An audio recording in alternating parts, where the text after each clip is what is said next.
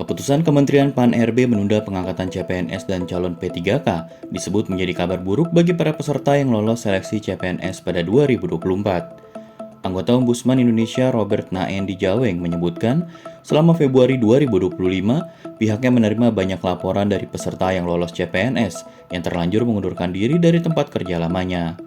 Keputusan itu diambil karena mereka mengira pengangkatan CPNS hasil seleksi 2024 bakal dilakukan pada Maret 2025. Setelah hasil seleksi diumumkan, pemerintah menjadwalkan pengangkatan CPNS pada Maret 2025 dan calon P3K pada Juli 2025. Namun, pemerintah memutuskan menunda jadwal pengangkatan.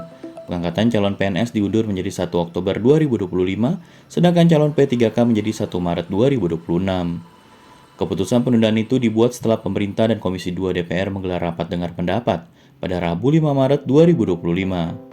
Kepala Biro Data, Komunikasi, dan Informasi Publik Kementerian Pan-RB Muhammad Aferes mengatakan, penundaan tersebut didasarkan pada keputusan bersama pemerintah dan Komisi 2 DPR yang membidangi pemerintahan.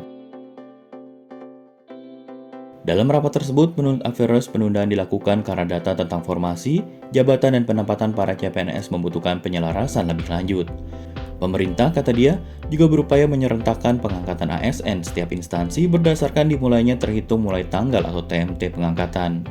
Sebab TMT pengangkatan para ASN di tiap instansi selama ini memiliki tanggal penetapan sendiri.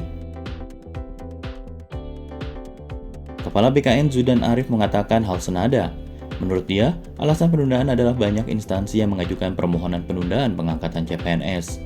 Dia menyebutkan sebanyak 207 instansi meminta penundaan, pengunduran, ataupun perpanjangan penetapan nomor induk pegawai CPNS dan calon P3K. Zudan berujar jika dipersentasekan sebesar 34,38% dari 602 instansi. Selain itu, Zudan melanjutkan, pemerintah ingin menata komposisi tenaga non-ASN secara serentak, serta P3K penuh waktu dan paruh waktu. Namun Zudan tidak menjelaskan penataan yang dimaksudkan. Ihwal banyak kasus calon pegawai negeri yang terlanjur mengundurkan diri dari tempat kerjanya, Zudan mengatakan pemerintah berupaya berkomunikasi dengan perusahaan lama tempat calon PNS bekerja. Zudan akan meminta perusahaan mempekerjakan mereka kembali sampai tanggal pengangkatan. Hanya, kata Zudan, usulan tersebut perlu mendapat persetujuan dari berbagai kementerian dan lembaga.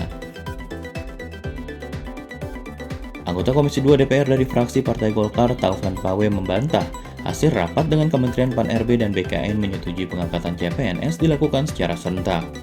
Taufan menegaskan, DPR meminta pemerintah mempercepat pengangkatan para calon PNS.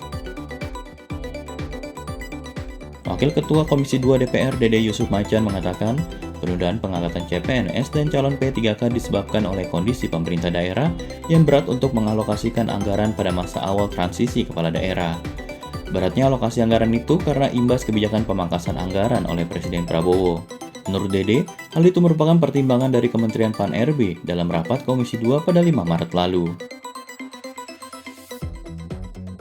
Robert Naen Dijaweng mengatakan dia mendapat informasi dari beberapa kepala daerah bahwa penyebab penundaan pengangkatan CPNS adalah imbas kebijakan pemangkasan anggaran. Dia menyebutkan pemangkasan anggaran itu membuat transfer ke daerah dipangkas 50 hingga 100 miliar rupiah dalam satu pemerintah daerah. Jumlah itu, Robert mengatakan, bukan jumlah yang sedikit. Pemerintah daerah kemudian mengakalinya dengan meminta penundaan. Dalam rentang waktu penundaan itu, Robert melanjutkan, sejumlah kepala daerah berharap akan ada APBN perubahan atau APBD perubahan sehingga mereka bisa memberi gaji kepada CPNS nanti. Direktur Eksekutif Center of Economic and Law Studies Bima Yudhistira mengatakan, perubahan prioritas program dan perombakan alokasi belanja oleh pemerintahan Prabowo berdampak signifikan terhadap formasi ASN. Dia mengatakan pemerintah memiliki target pemangkasan APBN sebesar 306 triliun rupiah. Dari jumlah itu, Bima menyebutkan belanja pegawai menjadi salah satu sasaran penghematan ekstrim.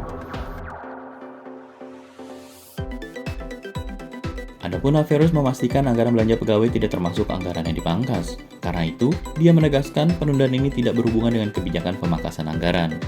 Dia menyebutkan anggaran bagi pegawai non-ASN selama proses pengadaan P3K 2024 juga telah disediakan oleh instansi masing-masing sebagaimana imbauan Menteri Dalam Negeri dan Menteri Pan-RB.